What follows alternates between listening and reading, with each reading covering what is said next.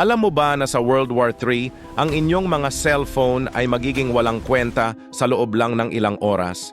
Ang mga cell tower, internet cable at GPS satellite ang unang target ng mga kalaban.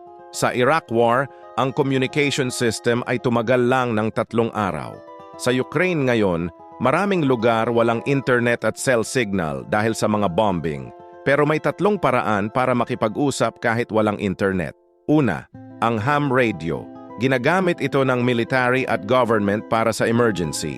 Kailangan lang ng license at tamang frequency. Pangalawa, ang mesh networking device. Gumagawa ito ng local network kahit walang internet.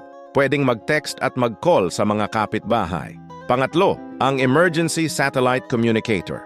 Direktang kumukonekta sa satellite sa space. Ginagamit ng rescue team at military.